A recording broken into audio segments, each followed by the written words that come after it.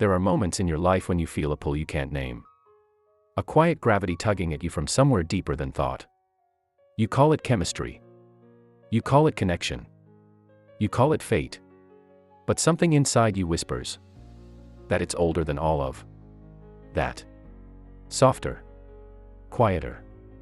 Almost ancient. This is where attachment begins. Not in the heart. Not in the mind. But in the invisible space between past memory and present desire. When you meet someone who touches that space, you don't choose to bond, you respond. Instinctively. Automatically. Like your body recognizes a pattern your logic hasn't caught up to yet. A signal. A familiarity so subtle you can't explain it. Yet so powerful you can't resist it. Maybe it feels like home. Maybe it feels like danger. Maybe it feels like both. Attachment doesn't form when you fall in love. It forms when you fall into recognition. It is the echo of everything you learned about love, how you received it, how you chased it, how you lost it, or how you were forced to earn it. And without realizing it, you shrink into a younger version of yourself, trying to secure something you once feared losing. Some people attach instantly, like their heart is sprinting toward anything that feels warm. Others attach slowly, cautiously, testing every step. And some attach in reverse, the closer someone gets, the more they retreat. But all of them, all of us, are shaped by experiences we never consciously agreed to. This is where the hypnotic loop forms. You think you're choosing them. But really, your psychology is choosing for you. It's why letting go feels impossible. Why you stay long after the relationship has stopped feeding you. Why you hope harder than reality supports. Because attachment is rarely about the person. It's about the wound. Every longing carries a story. Every fear carries a root. Every obsession carries a blueprint. When you finally understand your attachment style, anxious, avoidant, fearful, or secure, your relationships stop looking like coincidences and start looking like reenactments. Patterns repeating themselves. Wounds seeking resolution. Memories disguised as love. Each lover becomes a mirror. Each heartbreak becomes a message. Each cycle becomes a lesson your mind repeats until you finally whisper to yourself, "This isn't love. This is memory." And when you see that memory, everything changes. The cord loosens. Your breath deepens. The pattern loses its power. Because detachment isn't coldness. It's awakening. It's stepping outside the psychological spell long enough to ask, "Am I connected? Or am I familiar?" The moment you answer that honestly, you take back your power. You reclaim your narrative. You step out of the loop. And the story shifts. Not because they change, but because you finally see what you were really attached to. Detachment is misunderstood. People think it means disappearing, going cold, shutting down your heart. But real detachment is none of that. True detachment is a rewiring, a psychological reset, a quiet reclaiming of power from a bond your mind once believed it needed to survive. Because attachment doesn't come from choice. It comes from your nervous system, from the part of you that reacts faster than logic. Faster than thought, faster than anything you can consciously control. This is why detaching feels impossible. Your brain reads distance as danger. It confuses intensity with importance. It confuses longing with destiny. It confuses inconsistency with value. To detach, you don't force yourself to stop caring. You interrupt the trance. You start by noticing the moments where you usually act unconsciously. When you wait for their message. When you replay their words. When you rewrite conversations in your mind. When their silence makes your chest tighten. When their attention makes your whole body exhale. These moments are not proof of love. They are proof of activation.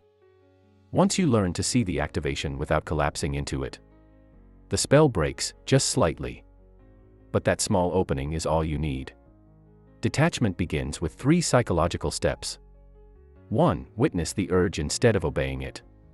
When your mind screams to reach out, don't let the urge rise. peak, and fall. Every time it falls, your nervous system learns, I can survive this. And the bond weakens. 2. Separate the person from the pattern. Ask yourself one question.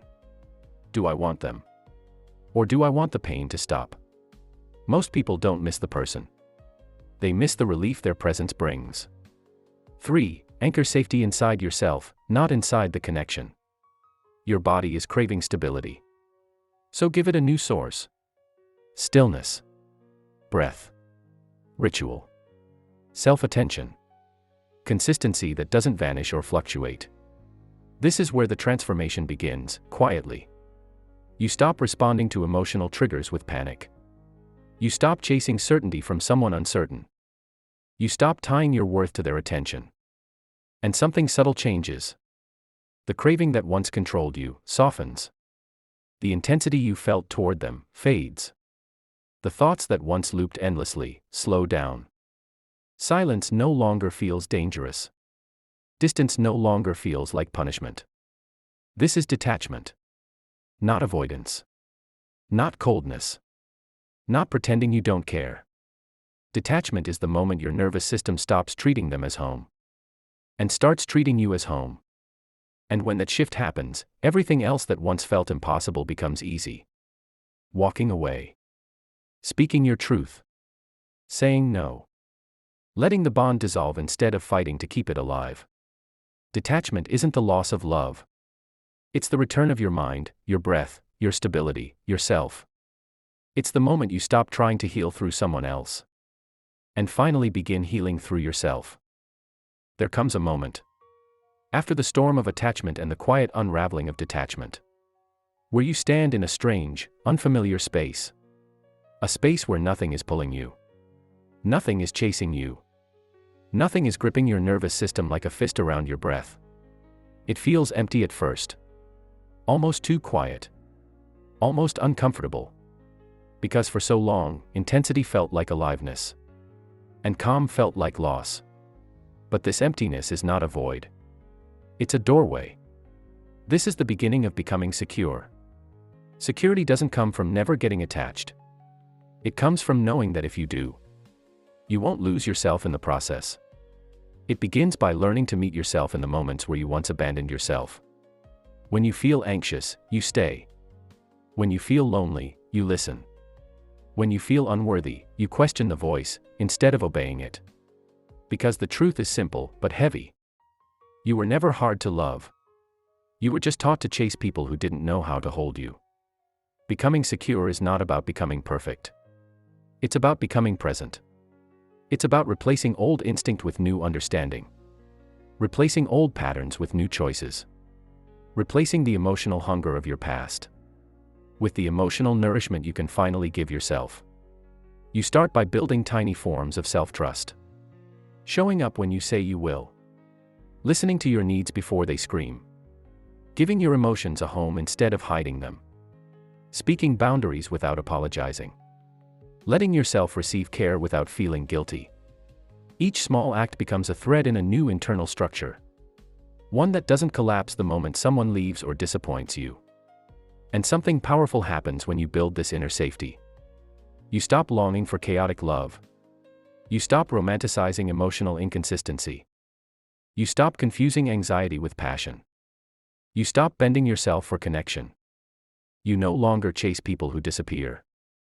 You no longer cling to people who confuse you.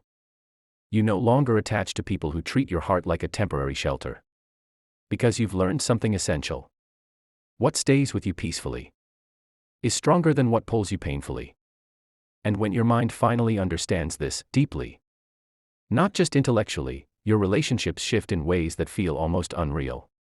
You begin attracting people who can meet you. People who don't run when things get real. People who don't punish you with silence. People who don't make you guess your place in their world. People who see you. Because you finally see yourself. This is what becoming secure feels like. Not intensity. Not chaos. Not fear disguised as passion. But steadiness. Warmth. Clarity.